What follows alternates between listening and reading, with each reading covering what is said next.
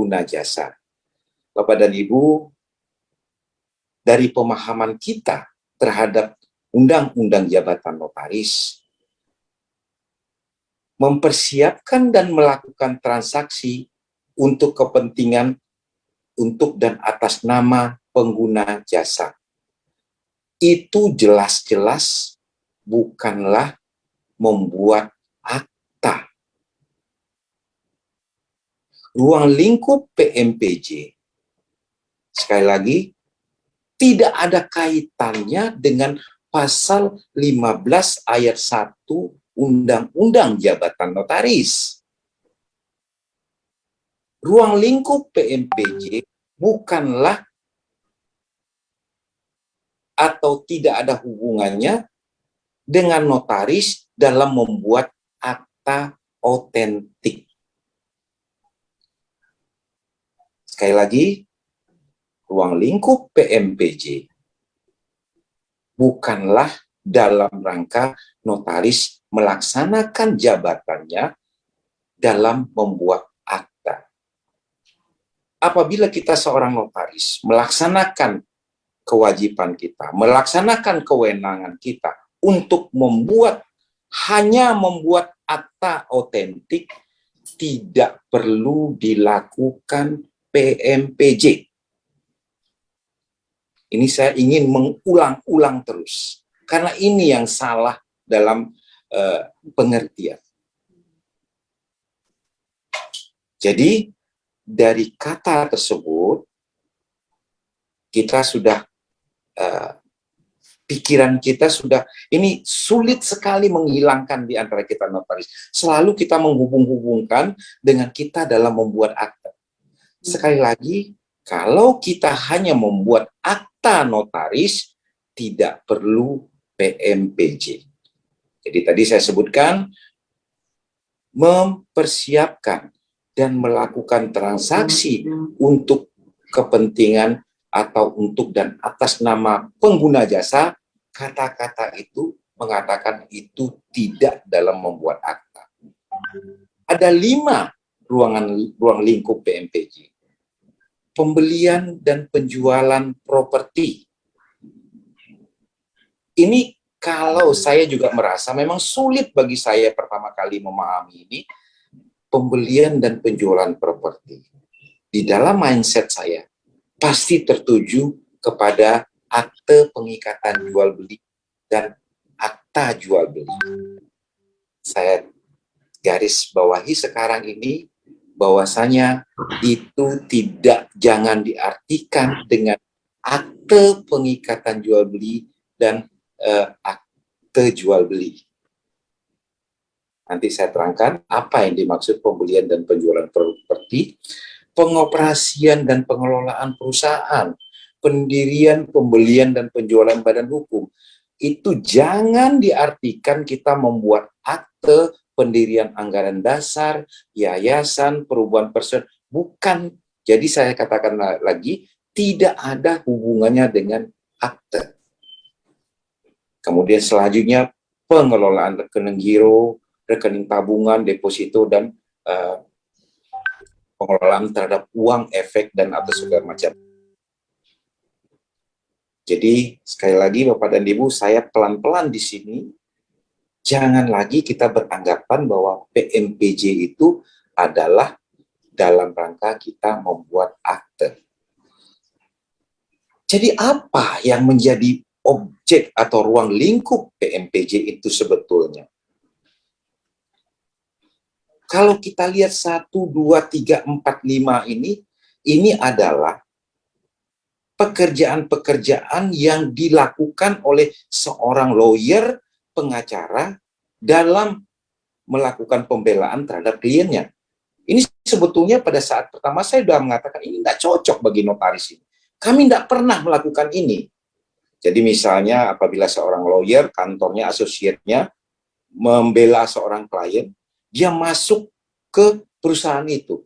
Dia menjadi direksi, ya, dia diberi kuasa oleh kliennya itu untuk membeli saham tersebut, atau membalik nama saham itu ke atas nama lawyer, dan segala macam.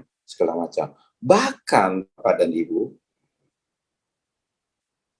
Di PP 61 sebagai pengganti dari perubahan dari PP 43, itu jelas-jelas dikatakan, kalau seorang lawyer pengacara melakukan yang 5 ini dalam rangka melaksanakan tugasnya untuk membela kliennya, malahan lawyer itu juga tidak perlu PMPJ. Nah, ini mungkin saya mengharapkan kesamaan persepsi ini sudah mulai mengerucut. Jadi apa yang menjadi ruang lingkup PMPJ itu sebetulnya? Sebetulnya kalau kita lihat contoh, ini sebuah pekerjaan-pekerjaan yang aneh bagi notaris untuk dilakukan. Tapi kalau Bapak dan Ibu bertanya, rekan notaris bertanya kepada saya, memang ada notaris yang melakukan itu? Ada, ternyata ada. Pada 6 bulan yang lalu, saya bertanya kepada Direktur PPATK, ini 6 bulan yang lalu pada saat kita rapat-rapat membahas ini, Pak, apakah sudah ada notaris yang melaporkan pengguna jasa? Beliau mengatakan belum ada. Tapi notaris yang dilaporkan ada 60 orang. Jadi notarisnya yang dilaporkan sebagai pelaku tindak pidana pencucian uang. Nah, mungkin saya akan mencoba memberikan contoh. Apa sih yang perlu di PMPJ? Itu adalah pekerjaan yang di luar jabatan kita. Contoh yang klasik yang saya berikan, apabila datang seorang masyarakat, kita sebut klien atau pengguna jasa, Pak Fardian, saya punya uang 5 miliar. Tolong berikan saya tanah di Tangerang Selatan, ada tanah 3.000 meter di Bintaro, tapi Bapak sebagai pembeli atas nama Bapak, uangnya dari saya. Itu sebetulnya sebuah pekerjaan yang tidak pernah kita lakukan. Tapi tidak tertutup kemungkinan apabila kita mengalami hal demikian, boleh saya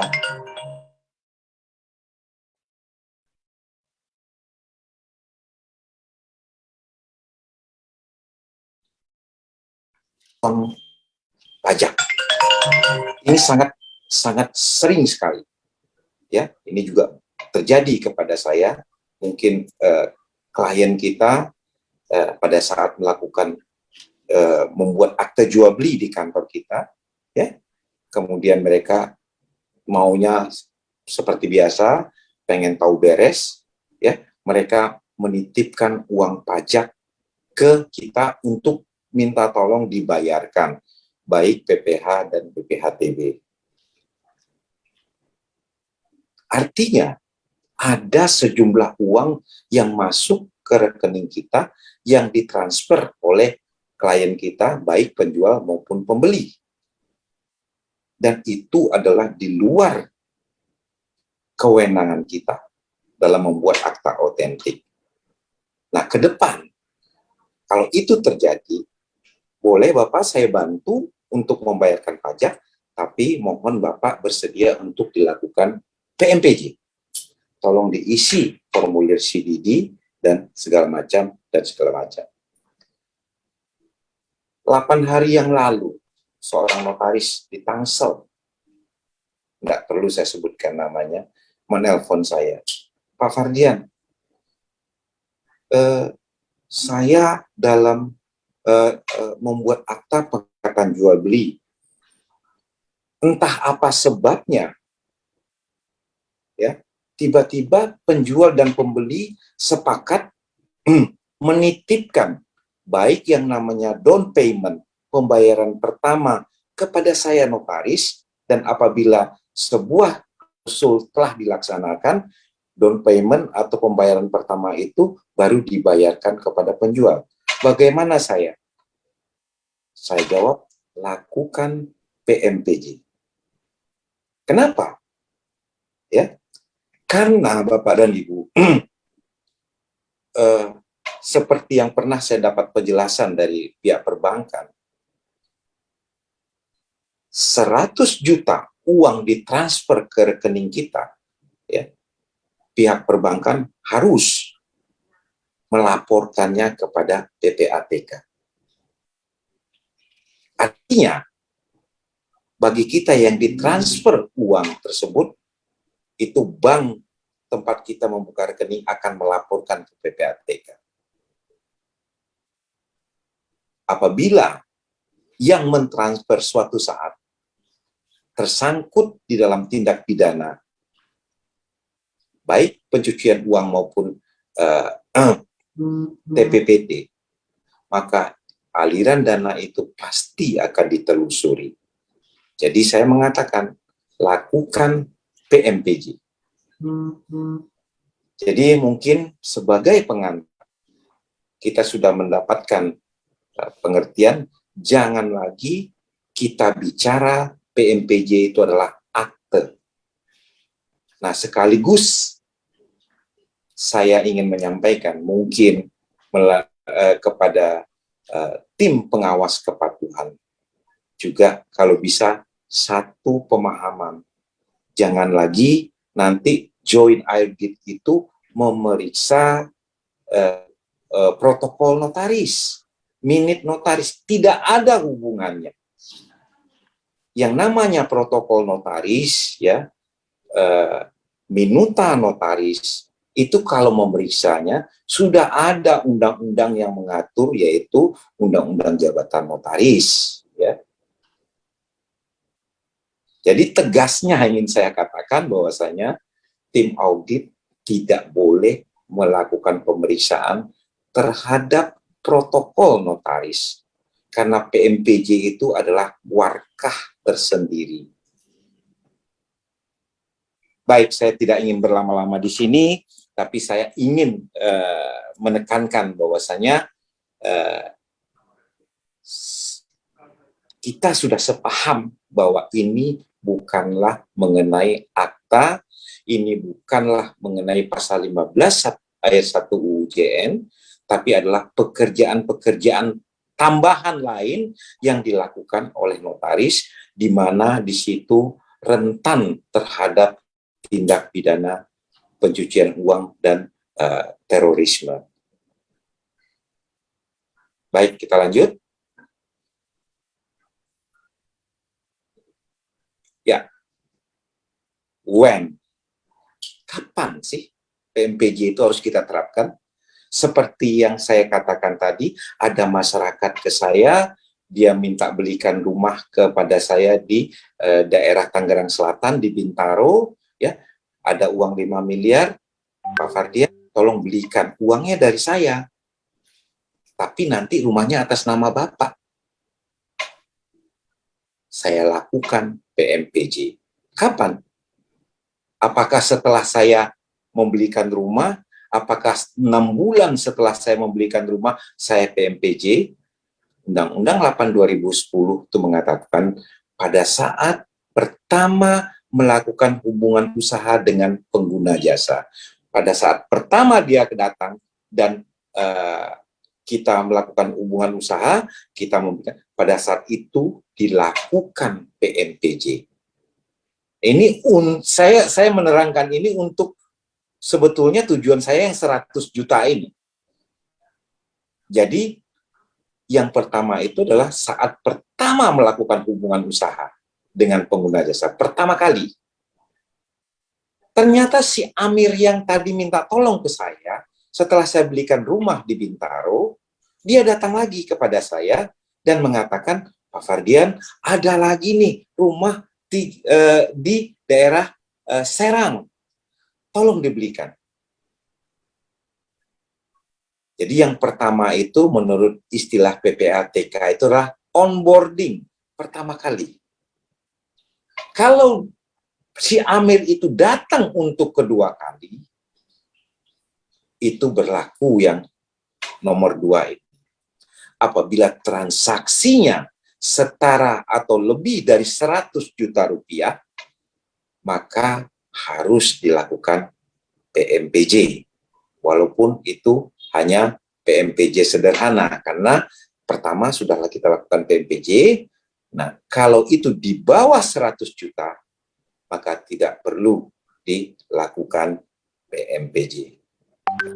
Jadi ini konteksnya untuk 100 juta, karena teman-teman di DKI mengatakan setiap, apalagi sudah menyangkut dengan akta, setiap melakukan transaksi pengikatan jual beli, akta jual beli di atas 100 juta harus PMPJ. Ini mabuk kita notaris kalau begini caranya. Pasti kita akan PMPJ terus, ya. Jadi itulah hal-hal yang pemahaman yang harus kita samakan. Lanjut. Ya. Penilaian risiko dan identifikasi, sebetulnya Bapak dan Ibu, saya ingin mengatakan pada saat pertemuan dengan pengurus pusat dan PPATK, bahwasanya PMPJ itu adalah identifikasi, verifikasi, dan pemantauan. Ya. Khusus untuk notaris, identifikasi itu adalah notaris paling jagonya, saya katakan. Sebetulnya kita itu sudah dari zaman dulu, sejak notaris ini ada, sudah melakukan PMPJ. Kenapa? Karena setiap notaris itu tiap bertemu dengan klien, tiap bertemu dengan pengguna jasa, pasti latah mengatakan, Pak, tolong dong KTP asli, KK, surat nikah. Nah, itu tiga itu pasti diminta. Jadi sebetulnya notaris itu sudah terlatih untuk melakukan PMPJ, terutama identifikasi. Ya, cuman sekarang ditambahkan dengan formulir CDD. Tapi ingat, kembali kita harus men-set pikiran kita, ya. Kita harus merubah, itu bukan dalam pembuatan akta. Ya. Jadi saya ingin mengatakan identifikasi itu sudah lama. Profesi notaris itu selalu berhati-hati di dalam identifikasi. Ini dilanjut. Ibu moderator, waktu saya masih berapa lama? Masih sebentar, 6, 2, 5, 10. Sekitar 10 menitan, Pak Dian. Baik, baik. Nah, di sini saya ingin menyampaikan sebetulnya pada saat 2 minggu yang lalu ada permintaan dari tim pakar dan pengurus pusat supaya disederhanakan, karena betul-betul sosialisasi PMPJ ini sangat membingungkan bagi notaris. Maka pada saat itu kita minta disederhanakan, baik form CDD yang akan diisi oleh pengguna jasa maupun mengenai dokumen-dokumen yang harus dipersiapkan oleh notaris. Ini adalah ini mungkin agak blur ya, mungkin tapi ini sudah ada form ini, tinggal nanti dikirim dan disimpan di kantor kita. Lanjut.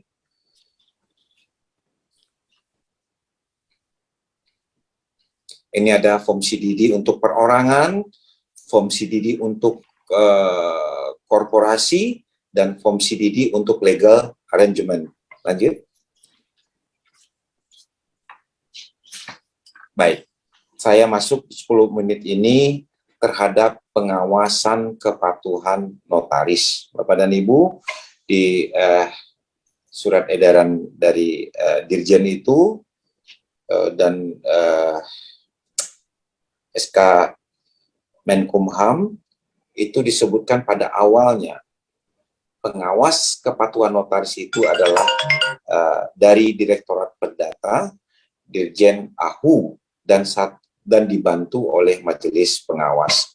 Namun dengan surat edaran AHU nomor 2 UM 01012589 ya, mengenai pedoman untuk kepatuhan ini didelegasikan kepada Kakanwil. Jadi sekarang pengawasan kepatuhan kita itu adalah dari Kakanwil. Nah, sekarang ini saya melihat Bapak dan Ibu, kenapa agak sedikit terjadi kegaduhan terhadap pengawasan kepatuhan notaris itu dalam bentuk joint audit. Ini bermula daripada self-assessment. Self-assessment itu adalah kuesioner yang dimintakan kepada notaris untuk diisi. Ya, ada kuesioner yang Bapak dan Ibu telah mengisi kuesioner itu dan disampaikan kepada kementerian. Ya, pada saat pengisian kuesioner itu kita berdiskusi dengan PPATK dan kementerian. Saya pada saat itu meminta tolong berikan saya contoh kuesioner yang telah diisi dan disampaikan oleh notaris. Itu dibuka 3 kuesioner. Dan ternyata kuesioner itu salah semuanya. Kesalahan itu adalah keliru dalam ruang lingkup tadi yang saya terangkan. Jadi pada saat pertama pengisian kuesioner tersebut, notaris masih menganggap yang diisi itu adalah jumlah akta. Ya. Nah, padahal kuesioner itu adalah menjadi dasar. Nanti dari kuesioner itu akan diformulakan dengan SRA, Sectoral Risk Assessment, ya, yang ada di kementerian.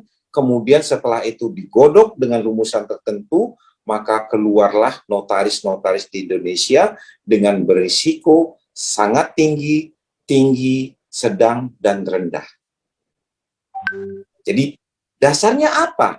Kalau ada notaris yang di Tangsel yang menanyakan, kok saya dinyatakan sebagai notaris dengan resiko sangat tinggi-tinggi sehingga perlu adanya joint audit, ada dari pengawas kepatuhan datang ke kantor saya selama 4 hari ya untuk melaksanakan audit. Saya sebutkan dasarnya adalah kuesioner yang telah Bapak dan Ibu atau rekan notaris kirimkan. Dari situ akan digolongkan notaris itu sangat tinggi, tinggi, rendah, dan sedang. Ya, untuk notaris dengan risiko sangat tinggi dan tinggi akan dilaksanakan on-site supervision. On-site supervision itu adalah pengawas kepatuhan datang ke kantor notaris tersebut, ya, melaksanakan audit secara secara fisik. Sedangkan notaris dengan golongan rendah dan sedang dan rendah itu dilakukan secara off-site supervision. Cukup dengan telepon, email, kalau ada permintaan data dari pengawas kepatuhan, maka itu melalui telepon dan email. Tidak perlu datang. Nah, inilah yang terjadi sekarang ini, bahwasanya berdasarkan surat dari Pak Dirjen kepada seluruh Kakanwil, sampai 30 September ini, ya, untuk notaris yang berisiko sangat tinggi dan tinggi itu akan dilaksanakan joint audit. Apa yang ada di joint audit itu? Jadi saya ingin mengajak, sebetulnya keinginan saya pada saat persiapan kemarin itu adalah di mana kita berdiskusi, bertanya jawab, memberikan pembinaan terhadap PMPJ. Selesai pembinaan ini, notaris itu tahu apa yang harus saya lakukan, dokumen apa yang harus saya siapkan di kantor. Bapak dan Ibu, karena waktu juga tidak mencukupi untuk itu, saya ingin mengatakan bahwa semuanya itu sudah ada di pedoman, ya, pedoman untuk melaksanakan audit yang dikeluarkan oleh Pak Dirjen kepada Kakanwil. Apa yang harus dilakukan? Step-step apa yang harus dilakukan oleh notaris? Nah, mungkin saya akan men-share surat edaran tersebut. Nah, di situ bisa kita lihat bahwasanya untuk joint audit itu dilaksanakan 4 hari. Ya. Dan di situ ada permintaan dokumen dari pengawas kepatuhan. Ya. Nah, dokumen-dokumen tersebut sudah ada contohnya. Contoh yang diminta adalah, apakah di sini, di kantor Pak Fardian atau di kantor Ibu Claudia, sudah ada belum prosedur mengenai TPPU ini? Mohon maaf Pak Fardian, 5 menit lagi. Baik, kalau itu belum ada, maka nanti tim pengawas kepatuhan akan memberikan, ini Bu, tolong disimpan. Di kantor ini apakah sudah ada formulir CDD? Itu adalah kuesionernya, pertanyaan-pertanyaan yang harus dia, oh belum. Nah, nanti akan disampaikan, diberikan ini formulir CDD. Ya, termasuk di dalam pertanyaan tersebut, adakah pegawai notaris yang sudah diberikan ilmu, diberikan pengetahuan tentang TPPU ini? Belum. Nah, Ibu harus nanti memberikan arahan kepada pegawai tentang TPPU. Dan yang paling penting itu adalah, nah ini kepada notaris Tangsel, saya harapkan nanti mengikuti semua, karena ini ada surat atau keputusan bersama antara PPATK dengan kementerian untuk pemutakhiran data Go AML. Dan ini ada sanksi. Kalau tidak salah saya, 15 Oktober batasnya. Apabila notaris belum melaksanakan pemutakhiran data atau pendaftaran kepada Go AML, jadi pemutakhiran data itu adalah bagi kita yang sudah mendaftar di GRIP sebelumnya, dimutasikan ke Go AML, ya. Sedangkan yang belum sama sekali mendaftar baru kepada Go AML. Kalau sampai tanggal, kalau saya tidak salah, 15 Oktober 2021 belum melakukan hal tersebut, maka akan dilakukan pemblokiran terhadap akses AHU online. Nah, mungkin sebentar lagi dari teman-teman panitia sudah menyiapkan bagaimana cara pemutakhiran data atau pendaftaran terhadap Go AML. Jadi betul-betul saya melihat di sini kegaduhan yang terjadi itu karena adanya mispersepsi di antara kita.